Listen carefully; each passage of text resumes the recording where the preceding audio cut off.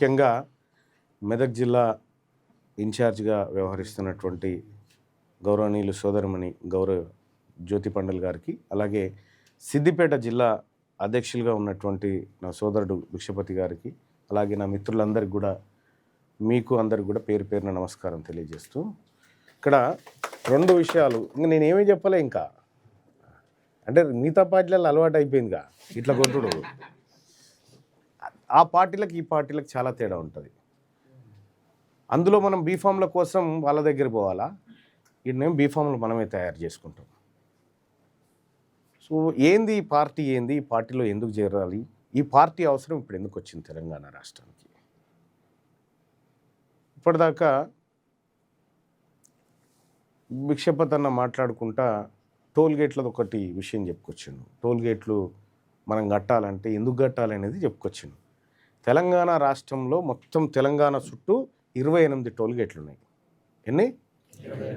28. ఎవరి? Only ఓసీలే. 28 టోల్గేట్లలో 28 టోల్గేట్లు only ఓసీలే. ఒక్క tollgate కూడా బీసీ, ఎస్సీ, ఎస్టీ వాళ్ళది లేదు. ఓన్లీ వాళ్ళే టోల్గేట్లు.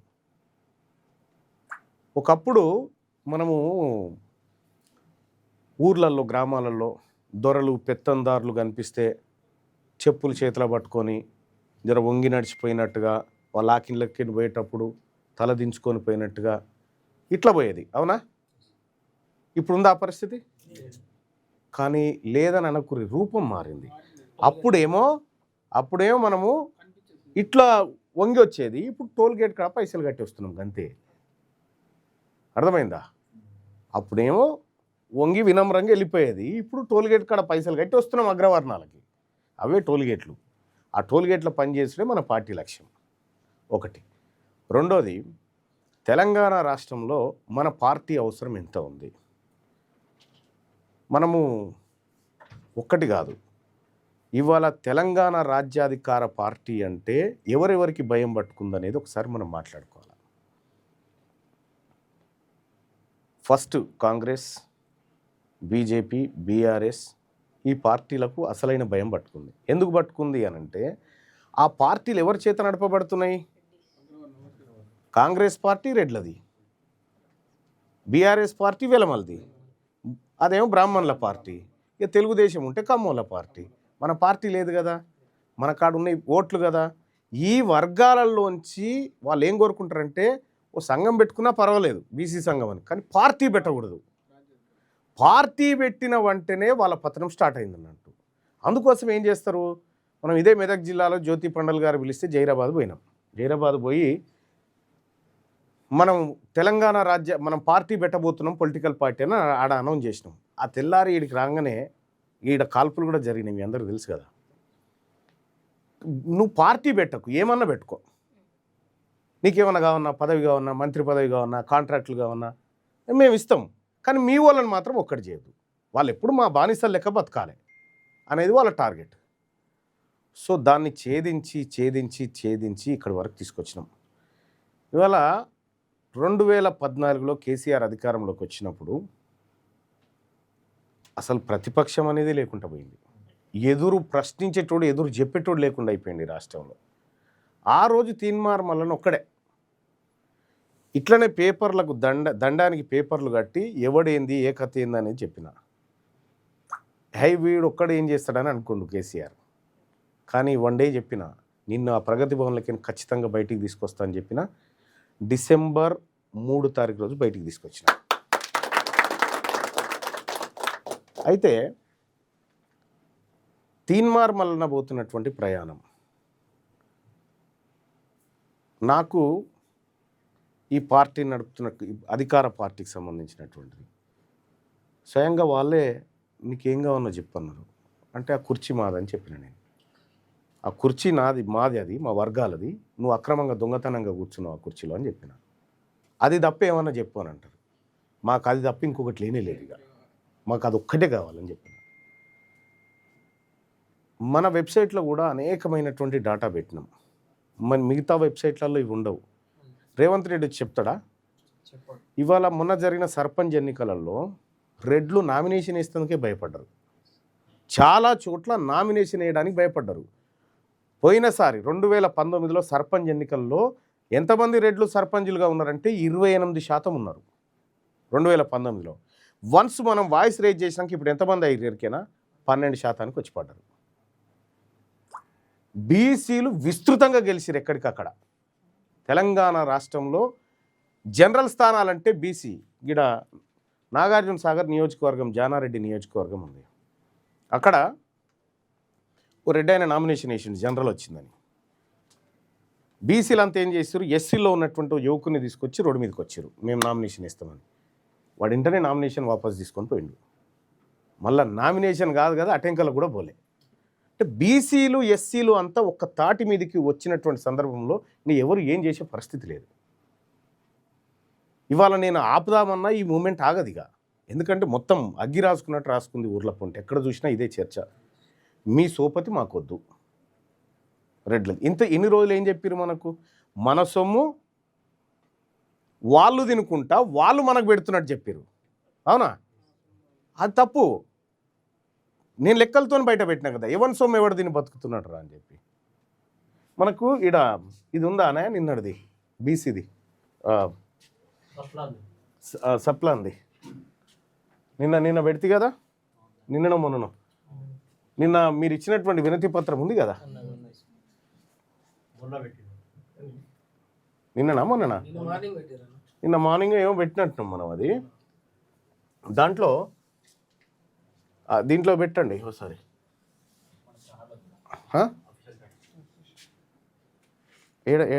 పోస్ట్ ఉందా కాదు, ఈ డౌన్లోడ్ అన్న ఒకటి ఉంటుంది కదా.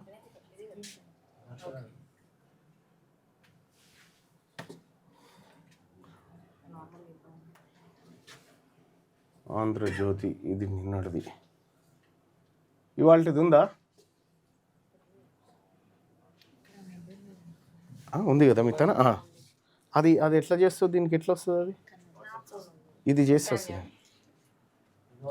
అంటే ఏం జరుగుతుంది తెలంగాణ రాష్ట్రంలో అనేది క్లియర్గా నేను మొన్న అసెంబ్లీలో మాట్లాడినా, సభలో మాట్లాడినా, లెక్కలు తీసి మాట్లాడినా.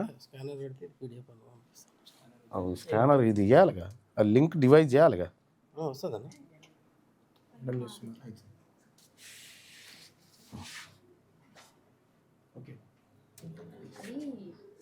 కాదు అది ఇక్కడే.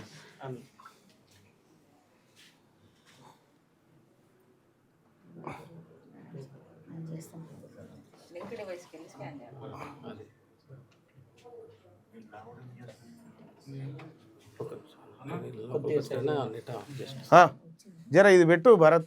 ఆగా మీదొద్దు చేసినావా లోడింగ్ చార్ట్? నువ్వు చేసినావా బుజ్జి? ఓకే. కొన్ని విషయాలు చాలా ఇవి మన తాతలకు, మన అమ్మలకు, మన తండ్రులకు ఏమీ తెలియవు. వాళ్ళు పెడుతురు, మనం బతుకుతున్నాం అనుకుంటాం, కానీ కాదు. దీని మీద లేదా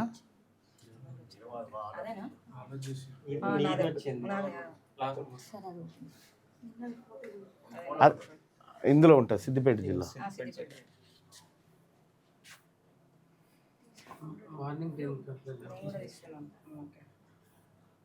పీడిఎఫ్ కదరా,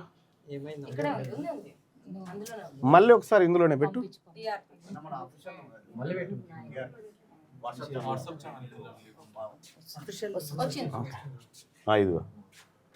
ఇది గవర్నమెంట్ ఇచ్చినటువంటి లెక్క, ఒకసారి చూడండి. అయితే వీళ్ళు ఇన్ని రోజులు మనకి తెలంగాణ రాష్ట్రం వస్తే మన నీళ్లు మనకు వస్తాయి, మన నిధులు మనకు వస్తాయి, మన నియామకాలు మనకు వస్తాయి అని చెప్పారు కదా. అందుకోసమే 2014 నుంచి ఏమొచ్చినాయి అనేది తీసిన. ఏమొచ్చినాయి అనేది గవర్నమెంట్ని నేను సభలో అడిగితే 2014లో మొత్తం పెట్టినటువంటి బడ్జెట్ 1,00,000 కోట్లు పెట్టారు. 1,00,000 కోట్లు అంటే మనం బీసీ, ఎస్సీ, ఎస్టీలము 100% ఉన్నాం. 190 మనమే. 1,00,000 కోట్లలో మనకి ఎన్ని రావాలి? ఈ వర్గాలకు 90,000 కోట్లు రావాలి. సరే, ఎస్సీ ఎస్టీలకు సప్లాన్ ఉంది, వాళ్ళని పక్కన పెడదాం. బీసీలు ఎంతమంది ఉన్నారని చెప్పారు? మొన్న 56% ఉన్నారని చెప్పారు. 1,00,000 కోట్లలో ఎన్ని రావాలి బీసీలకు? 56. ఎన్ని వచ్చినాయి? 4,311 కేటాయింపు. ఈ 4,311 కోట్లు కేటాయించి ఖర్చు పెట్టింది ఎంత, మిగుల్చుకుంది ఎంత. అంటే బీసీల సొమ్ము ఎవడు మింగిండి అన్నట్టు ఇడ మన సొమ్ము వాళ్ళు తిన్నారు. 2015-16లో అదే కథ, 16-17లో అదే కథ, 17-18లో అదే, 18-19లో అదే, 20-21లో అదే. ఇంకో పేజ్ ఏదిరా,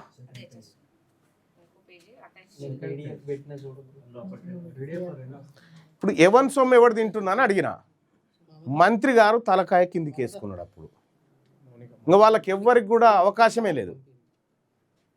తీన్మార్ మల్లన్న మాట్లాడితే వాళ్ళక్కడ సమాధానం లేదు. ఎందుకంటే ఎవరి సొమ్ము ఎవడు తింటుండ్రా చెప్పుర్రా అని అడిగిన. ఇన్ని రోజులేమో మనకు తెలియనప్పుడు అంతా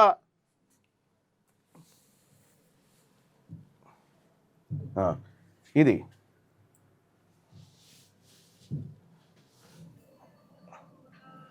ఇగో నేను అడిగిన పొన్నం ప్రభాకర్ గారిని, మొన్న 11,500 కోట్లు మాకు కేటాయించిరని చెప్పి పాలాభిషేకాలు కూడా చేయించారు కదనే, ఏడాడ ఖర్చు పెట్టిరో చూపి అని అడిగిన. అడిగితే ఇగో ఇది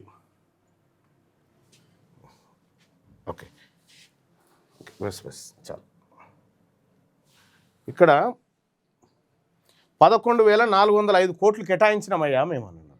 మరి ఏడేడ ఖర్చు పెట్టినామయ్యా, ఇప్పటికి బడ్జెట్ పెట్టి 10 నెలలు అయింది, ఇంకో 2 నెలలు అయితే బడ్జెట్ అయిపోతుంది. ఈ 10 నెలల్లో 11,500 కోట్లలో ఎన్ని ఖర్చు పెట్టినావు? కనీసం 10,000 కోట్లన్నా పెట్టి ఉండాలిగా. ఏడేడ పెట్టినావు లెక్క చెప్పని అడిగిన. స్కాలర్షిప్ల కట మన మన మన పిల్లలు చదువుకునే స్కాలర్షిప్లకు 1908 కోట్లు ఇస్తామని పెట్టిరట. ఎంత ఇచ్చిర్రా ఈ 10 నెలలు అంటే 325 కోట్లు ఇచ్చారు. ఆ తర్వాత హాస్టళ్లలో మన పిల్లలకు సన్న బియ్యం పెడుతున్నాము, చాలా పౌష్టికాహారము, ఇది అదని చెప్పారు కదా. మన పిల్లలకు హాస్టళ్లలో 435 కోట్ల రూపాయలు మంచి తిండి పెడతామని చెప్పి కేవలం 315 కోట్ల రూపాయలు, అంటే దాదాపుగా ఒక 120 కోట్ల రూపాయలు మన పిల్లల తలెల్లోంచి గుంజుకపోయి తిన్నారు వీళ్ళు. మన పిల్లలు తినాల్సినటువంటి భూవాది అన్నం అది తీసుకొని పోయి తిన్నారు.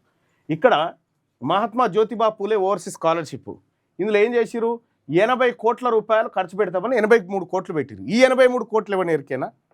ఈ 83 కోట్లలో కూడా ఏం చెప్పారంటే విదేశాల్లో చదువుకునేటువంటి బీసీలకు ఒక్కరికి 20 లక్షల రూపాయలు ఇస్తామనేది ఓవర్సీస్ స్కాలర్షిప్. కానీ దాంట్లో నిబంధన ఏం పెట్టారు ఎరికేనా? కానీ ఆ కుటుంబ ఆదాయం ఎంత ఉండాలి? 5 లక్షలు దాటకూడదు,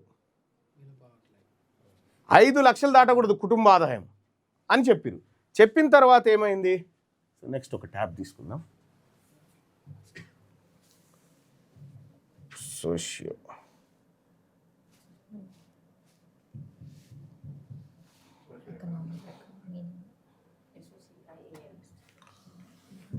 సోషియో ఎకనామిక్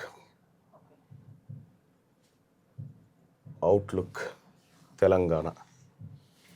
ఇది గవర్నమెంట్ది తెలంగాణ సోషియో ఎకనామిక్ అవుట్లుక్ అనేటువంటిది ప్రభుత్వం పెట్టినటువంటి ఒక డాటా, ప్రభుత్వం ప్రజల ముందు పెట్టినటువంటి డాటా.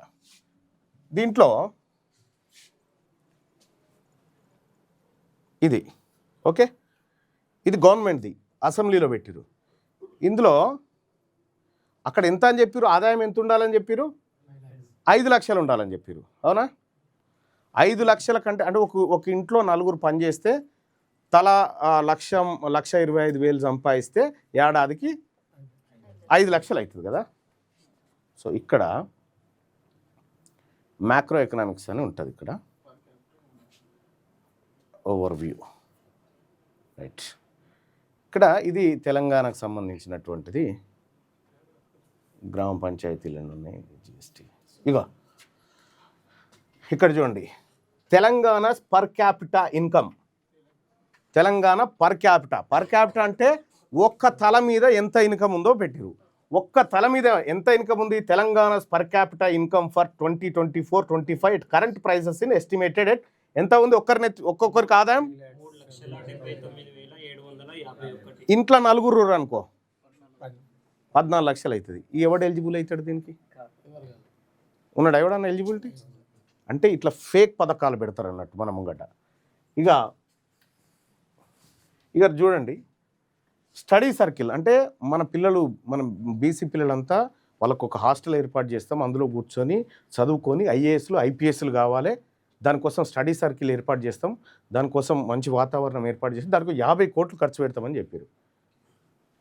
పెట్టింది 4 లక్షలు, 50 కోట్లు పెట్టి 4 లక్షలు ఖర్చు పెట్టారు. అంటే మొత్తం ఈ విద్యారంగం పైన, మన బీసీ పిల్లలు చదువుకునే విద్యారంగం పైన 4345 కోట్లు ఖర్చు పెడతామని చెప్పి పెట్టింది 2068 కోట్లు. మన బీసీ బిడ్డలై 2300 కోట్ల రూపాయలు ఎవడు తిన్నాడు? రెడ్లు, ఓసీలు తిన్నారు. మన సొమ్ము వాళ్ళు తిన్నారు. జీవనోపాధి రంగం గౌడ్స్ ఉన్నారు. కోఆపరేటివ్ ఫైనాన్స్ లిమిటెడ్కు సాయం చేస్తామని చెప్పారు. ఎంత? 70 కోట్ల రూపాయలు వాళ్ళ కోసం, గౌడ్ల కోసం ఖర్చు పెడతామన్నారు. పెట్టింది 19 కోట్లు. నేను అడిగినా, నువ్వు గౌడ మంత్రివే కదా, గౌడ కులం నుంచే వచ్చినావు కదా, ఏమైనా అనిపిస్తుందా నీ శరీరానికి అన్నా. చేనేత కార్మికులకు 450 కోట్లు ఖర్చు పెడతామని చెప్పి 168 పెట్టిరు. 22 ఎంబీసీ కార్పొరేషన్లు, రాజీవ్, యువ వికాసం, బీసీ పిల్లలంతా అప్లై చేసుకోండి, 5 లక్షలు, 3 లక్షలు, ₹1,00,000 ఇస్తాం మీకు, అప్లై చేసుకోండి అందరు దరఖాస్తు చేసిరు కదా. దాదాపు చేసుకున్నాం, అయిపోయింది. 10 నెలలు అయింది. ఇప్పటివరకు ఎన్ని ఇచ్చిరంటే 0. ఒక్క రూపాయి కూడా ఇవ్వలే, ఒక్క రూపాయి కూడా ఇవ్వలే. మరి ఇది అయిపోయింది. కళ్యాణ లక్ష్మి 2173 కోట్ల రూపాయలు బీసీ కళ్యాణ లక్ష్మి ఇస్తామని చెప్పి ఇప్పటివరకు ఇచ్చింది 108 కోట్లు. అలాగే వెనకబడిన తరగతుల సంక్షేమం కోసం మనకి ఎస్సీ ఎస్టీ కమిషన్ లాగా బీసీ కమిషన్ వేసి, డెడికేట్ కమిషన్ వేసి, దానికి జీవో ఏమి ఇచ్చిండు? 150 కోట్ల రూపాయలు దీనికోసం ఖర్చు పెడుతున్నామని జీవో ఇచ్చిండు. జీవో కాపీ ఉంది. 150 కోట్ల నాడ చెప్పి ఈడేం పెట్టిండు? 21 కోట్ల ఇచ్చినామని చెప్పి ఖర్చు పెట్టింది 3 కోట్లు. ఇక్కడ ఈ విషయంలో సామాజిక రంగం విషయంలో 2194 కోట్లు ఖర్చు పెడతామని 112 కోట్లు ఖర్చు పెట్టారు. ఇక్కడికి వచ్చేసరికి జీవనోపాధి రంగంలో 4622 కోట్లు ఖర్చు పెడతామని 201 కోట్లు ఖర్చు పెట్టారు. ఇక్కడ భవన నిర్మాణాలు, ఆత్మగౌరవ భవనం, బీసీలకు ఆత్మగౌరవ భవనాలు ఉండాలంట. ఇప్పుడు బీసీలకు భవనాలు లేకనే ఆత్మగౌరవం పోయిందా? బీసీలకు భవనాలు లేకనే ఆత్మగౌరవం లేదా? అధికారం లేక. ఎస్, భవన నిర్మాణాల కోసం 100 కోట్లు కేటాయిస్తామని ఒక్క పైసా కూడా ఇవ్వలే. ఇట్లా 11,405 కోట్ల రూపాయలు ఈ బీసీలకు ఇస్తామని బడ్జెట్లో పెట్టి 2,426 కోట్లు మన ముఖాన కొట్టి 9,000 కోట్ల రూపాయలు జేబులు వేసుకున్నారు. ఇప్పుడు వాళ్ళు ఒకవేళ ఈ ప్లేసులో మన బీసీ ప్రభుత్వమే ఉంటే ఇట్లయితుందా? ఇట్లయితుందా? మనము ఒక్క బీసీలమే గిన్ని వేల కోట్లు నష్టపోతా ఉన్నాం కదా. వాడిచ్చేటువంటి 500, వాడిచ్చేటువంటి 1000 రూపాయలు చూసుకుంటే ఇక్కడ మన పిల్లగాళ్ళ కంచంలో అన్నం దొరకలేదు హాస్టల్లో. మన మనమలే, మన పిల్లలే, మన సోదరులే, మన బిడ్డలే వాళ్ళ 500 రూపాయలకు వాళ్ళ అన్నాన్ని అమ్మేస్తున్నాం అన్నట్టు. మనం వాళ్ళ అన్నాన్ని అమ్మేస్తున్నాం, వాళ్ళ జీవితాన్ని అమ్మేస్తూ ఉన్నాం. ఇట్లా ఇన్ని రకాలుగా బీసీలకు మోసం జరుగుతూ ఉన్నప్పుడు అంటే కాంగ్రెస్లో రెడ్లకు ఒక పార్టీ ఉంటుంది, కాంగ్రెస్ రూపంలో బ్రాహ్మణులకో పార్టీ ఉంటుంది, వెలమోళ్ళకో పార్టీ ఉంటుంది. మరి మాకెందుకు ఉండకూడదు రానే తెలంగాణ రాజ్యాధికార పార్టీ పెట్టినాం. అది పెట్టిన తర్వాత ఇప్పుడు అస్సలు కథ, ఈ పార్టీని ఎట్టి పరిస్థితిలో ప్రజలకు తెలవకుండా చేయాలి ఈ పార్టీని. మీరు చూడండి, పత్రికలు, మీడియా పత్రికలు ఉన్నాయా? ఈనాడు పేపర్ ఎవరిది? కమ్మ, ఓసి. సాక్షి పేపర్ ఎవరిది? రెడ్డి. ఆంధ్రజ్యోతి ఎవరిది? కమ్మ. నమస్తే తెలంగాణ ఎవరిది? వెలమ. ఇట్లా 14 న్యూస్ పేపర్లు ఉంటే 14 న్యూస్ పేపర్లు ఓసిలే. ఒక 15 టీవీ ఛానల్ ఉంటే 15 టీవీ ఛానళ్ళు ఓసిలే. మీకు ఒక వీడియో చెప్పాలా నేను?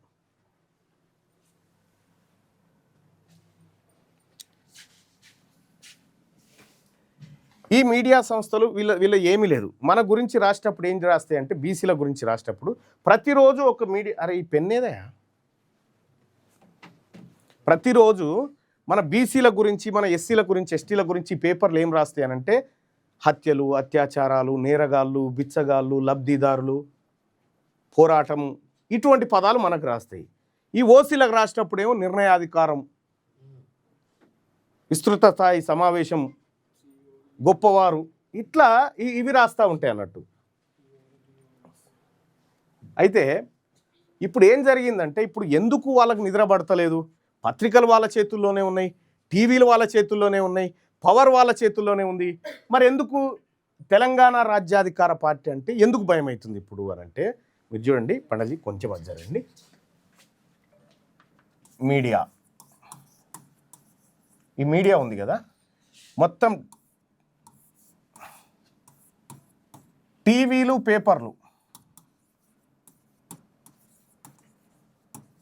పేపర్లను చదివేటోళ్ళ సంఖ్య ఎంత? మొత్తం 4%. ఈ మిగతా 96% మంది ప్రజలు ఏడున్నారు? సోషల్ మీడియాలో ఉన్నారు. తెలంగాణ రాజ్యాధికార పార్టీకి ఇండ్లు ఉందన్నట్టు ఇప్పుడు అర్థమైందా? తెలంగాణ రాజ్యాధికార పార్టీ ఇండ్లు ఉంది.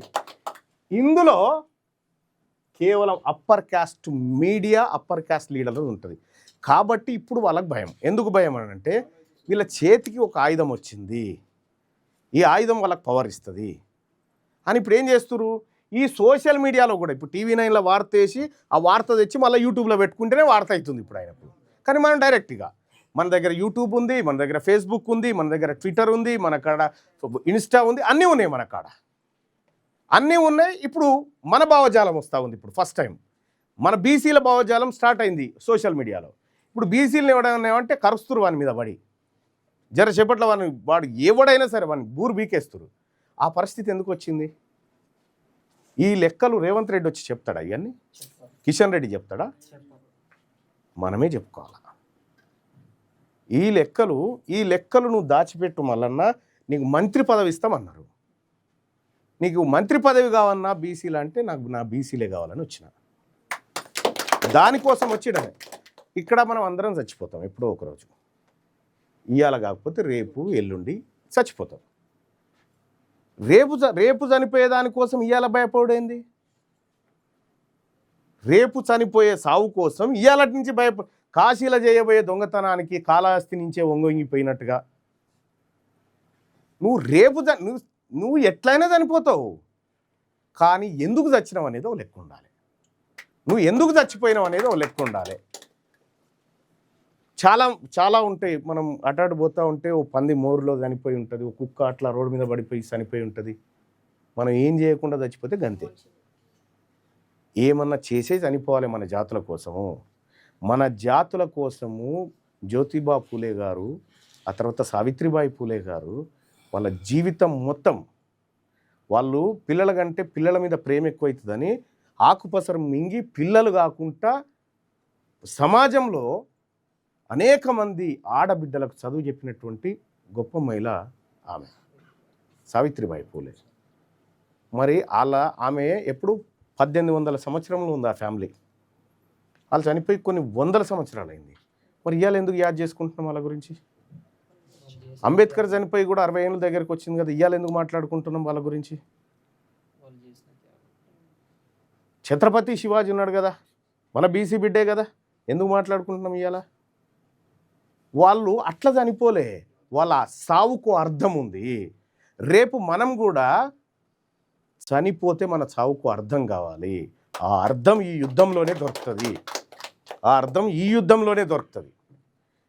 ఇన్ని రోజులు మీరు చాలామంది లీడర్ల దగ్గర పోయినప్పుడు ఫోటోలు దిగుతూ ఉంటారు. అన్న భుజం మీద చెయ్యే అన్న అని చెప్పి కేటీ రామారావు చెయ్యి తీసుకొని ఇట్లా వేసుకుంటాం. ఓకే అన్న ఫోటో దిగన్న అంటాం. మీరు ఒక్కసారి ఇన్నిసార్లు మళ్ళా కలుస్తారుగా, అన్న నేను 4 సార్లు నీ చెయ్యి మీద వేసుకున్నా, ఈ ఒక్కసారి నీ మీద వేస్తానే అని అడుగురి చూద్దాం. ఈ ఒక్కసారి నీ మీద వేస్తా అన్నాను. ఏయ్ అట్లా వేస్తావురా భయ్ అంటాడా లేదా? అంటే వాళ్ళ యాటిట్యూడ్ ఎట్లుంటుంది చూసినావా? నువ్వు ఎంతసేపు మా కింద ఉండాలి కానీ నా మీద భుజం మీద చేస్తా అంటావేరా అంటారు. అయితే మరి మనం యుద్ధం చేస్తా ఉన్నాం. ఇది మొన్న బంద్ జరిగింది 42% రిజర్వేషన్ కోసం. బంద్లో పాల్గొన్న కాంగ్రెసు, బీజేపీ, టీఆర్ఎస్, లెఫ్ట్ పార్టీలు, అందరు పార్టీ. అసలు ఎవరి మీద బందో ఎవరికి అర్థం కాలే. ఎవడు దొంగ? ఇలా దొంగ ఎవడు? మనము ఒక ఆయన ఇంటి ముంగడికి వచ్చి అది తీసుకొని కొట్టుకుంటాడు చూడు ఇట్లా, ఆయన ఏమంటారు పెద్దమ్మలలో ఏదో ఇట్లా కొట్టుకుంటారు చూడు, ఎవరికి దెబ్బలు తాకుతాయి? ఒక అదే దాక్కింది మొన్న మనకు మనం తీసుకొని మనం కొట్టుకున్నట్టుంది. శత్రువు ఎవడో తెలియకుండా యుద్ధం ఎట్లా చేస్తావు? శత్రువు ఎవడో తెలవాలి కదా. అందుకోసమే తెలంగాణ రాజ్యాధికార పార్టీ క్లియర్గా శత్రువుకు మనకు మధ్యలో గీత గీసింది. గీత గీసి ఏం చెప్పింది? అరే నీ ఓట్లే వద్దు పోరా అని చెప్పింది. నీ ఓట్లే వద్దు, నీ రెడ్ల ఓట్లు నాకు వద్దు అని చెప్పిన. ఎందుకు చెప్పినా? నీ తాను ఓట్లు లేవు, ఉన్న ఓట్లన్నీ మా దగ్గర ఉన్నాయి. నేను చెప్పిన మాట నువ్వు చెప్పురా చూద్దామని చెప్పిన. అటు చెప్పలేడు. తెలంగాణ రాష్ట్రంలో రెడ్ల జనాభా ఎంతనో తెలుసా? ఎవరు చెప్పిరు? 3.81%. తెలంగాణ రాష్ట్రంలో రెడ్ల జనాభా 13 లక్షలు. తెలంగాణ రాష్ట్రంలో ముదిరాజుల జనాభా 30 లక్షలు ఉంటుంది. వెలమోళ్ళు ఎంతమంది ఉన్నారు ఎరికేనా తెలంగాణ రాష్ట్రంలో? 1,02,006. 1.2 కాదు, 0.02. వీళ్ళిద్దరు కలిస్తే పెరేడ్ గ్రౌండ్లో మూల కూడా సరిపోతుంది వీళ్ళకు. పిడికేడు మందు లేనటువంటి వాడు 78 సంవత్సరాల నుంచి మన పిల్లల రక్తం తాగుతూ ఉంటే, మన తాతల రక్తం తాగుతూ ఉంటే ఇది చూస్తూ మనం కూడా వాళ్ళలాగానే పోయి వాళ్ళలాగానే ఉండి చచ్చిపోదామా? అందుకోసం ఈ పార్టీ పుట్టింది. ఇవాళ ఒకటి నేను క్లియర్గా శత్రువుని గీత గీసిన వాని సోపతి పడితే వాడు చెప్తూనే ఉంటాడు. ఏమని చెప్తాడు మనకు? వాడు ఎంత తెలివి కల్లోడు అంటే, నేను గతంలో కూడా ఒకసారి చెప్పిన, సర్పంచ్ టికెట్ కావాలనుకో, మనోళ్ళు 2 ఉన్నారనుకో, వాళ్ళిద్దరి మధ్యలో ఎట్లా తాకులాట పెడతాడు వాడని వీడియోలో చూపించిన. వాడు ఎట్లా తాకులాట పెడతాడు అనేది, మళ్ళీ వాడే ఎట్లా దిగుతాడు రంగంలో కానీ చూపించిన కదా. అవి చూడండి. నేను చెప్పేది ప్రతిదీ చాలా అనాలిసిస్ చేసి చెప్తాం. ఎక్కడన్నా ఏ పార్టీలో అన్నా మబ్బుల 4:30కు లేచి క్లాసులు వినే పార్టీ ఉంది ఏదన్నా? ఒక్క మన పార్టీ జరుగుతుంది. అది ప్రతిరోజు మబ్బుల 4:30కు లేచి మేము వ్యవస్థ ప్రిపేర్ అయితే 5 గంటల నుంచి 6:30, 7 కూడా అవుతుంది. ఎందుకు వింటా ఉన్నాం ఈ క్లాసులు అందరూ? ఇప్పుడు రేవంత్ రెడ్డి ఏమనుకుంటాడంటే ఆయన కింద ఎవడు తెలియకల్లోడు ఉండొద్దు అనుకుంటాడు. కిషన్ రెడ్డి ఏమనుకుంటాడు వాని కింద ఎవడు తెలియకల్లోడు ఉండదు. కానీ మన పార్టీ మన చుట్టూ అందరు తెలియకల్లోలే ఉండాలని కోరుకుంటుంది. అందుకోసం వీళ్ళందరికీ శిక్షణా తరగతులు ఇప్పిస్తుంది. ఎంతోమంది ఎక్స్పర్ట్లను పట్టుకొచ్చి క్లాసులు ఇప్పిస్తూ ఉంది ప్రతిరోజు. ఇలా తెలంగాణ రాజ్యాధికార పార్టీ నాయకుడు మబ్బుల 4:30కు లేస్తాడు. కాంగ్రెస్లో ఇవ్వడం లేస్తాడేమో చూడు, బీఆర్ఎస్లో ఇవ్వడం లేస్తాడేమో చూడు.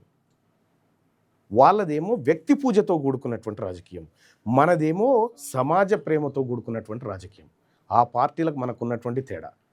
మన కండువా చూస్తే మీరు ఎక్కడైనా ఆఫీస్కి పోండి, ఏమన్నా అధికారిని కలవండి, మేము ఇట్లా తెలంగాణ రాజ్యాధికార పార్టీ మల్లన్న తరఫున వచ్చినామని చెప్పుర్రి. కనీసం కూర్చో అంటాడు. కనీసం కూర్చో అంటాడు. నీకు ఛాయ్ నీళ్ళు కాకుండా కనీసం కూర్చో అంటాడు. కనీసం కూర్చో ఎందుకంటాడు? ఆయన ఊకోడు, వీళ్ళకేమైనా అయితే ఆయన ఊకోడు. ఆయన దగ్గరికి పోతే నేను ఎవడికి భయపడ. ఫస్ట్ ఎందుకు భయపడం? పర్ఫెక్ట్గా ఉంటాం కాబట్టి.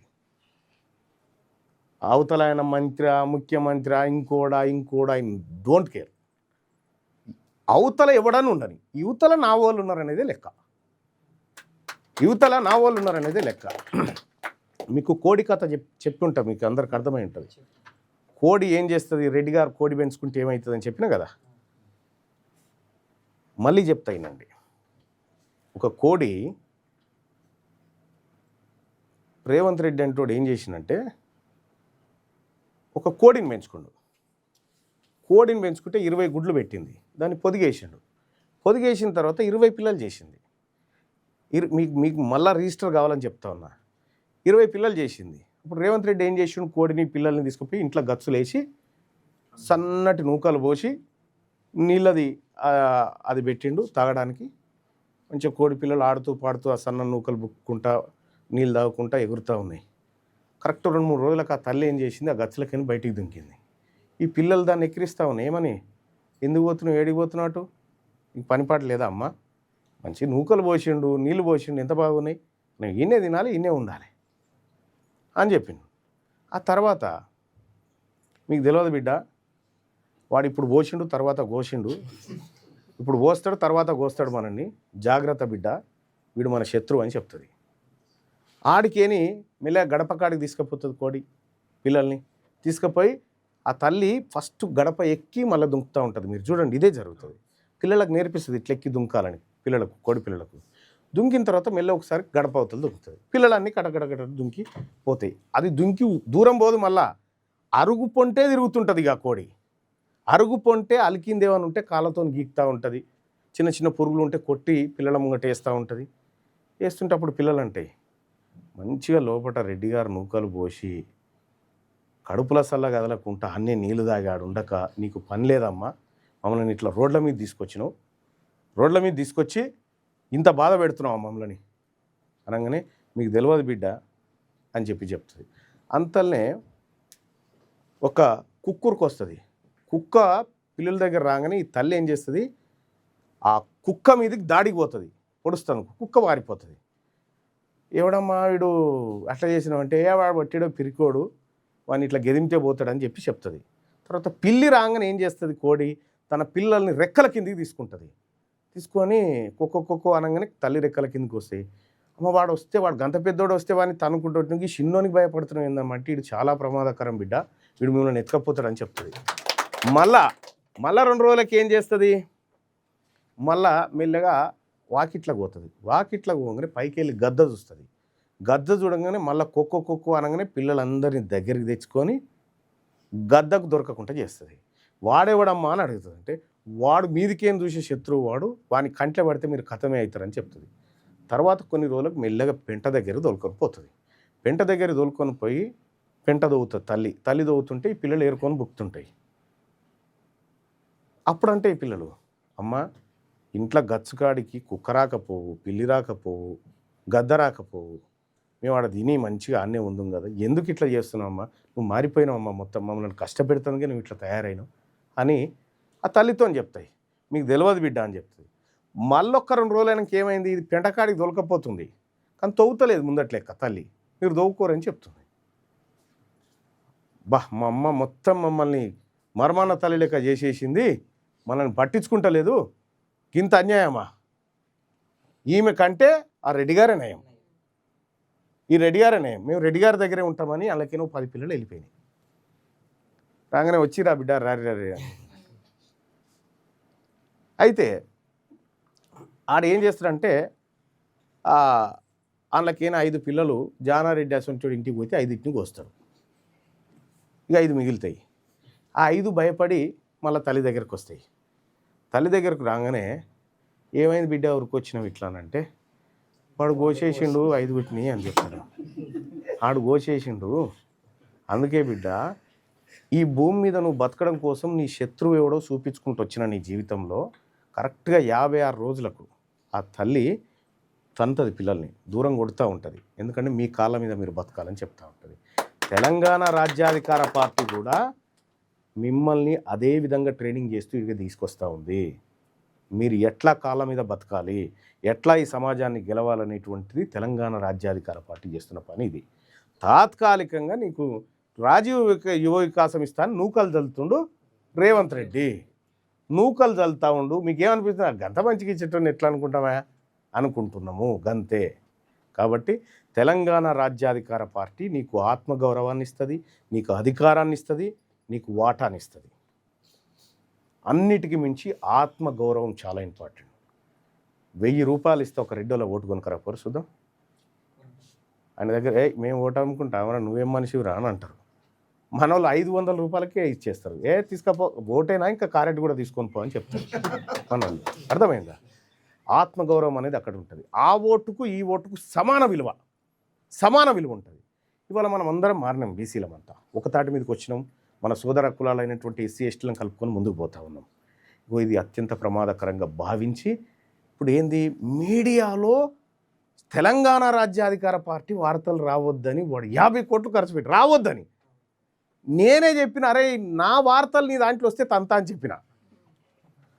శత్రువు ఎవడో క్లియర్గా గీత గీసుకున్నాం. మనకుంది సోషల్ మీడియా. ఈ సోషల్ మీడియాని మన పార్టీ కోసం, మన జాతుల కోసం, మన ఆత్మగౌరవం కోసం వాడండి. మీకు ఈగ వాలిన తీన్మార్మలను ఉన్నాడు, గుర్తుపెట్టుకోండి. మిమ్మల్ని చూస్తే ఈ అగ్రవర్ణ పార్టీలు గజ గజ వణికే రోజు అతి త్వరలో ఉంది. 2028 కల్లా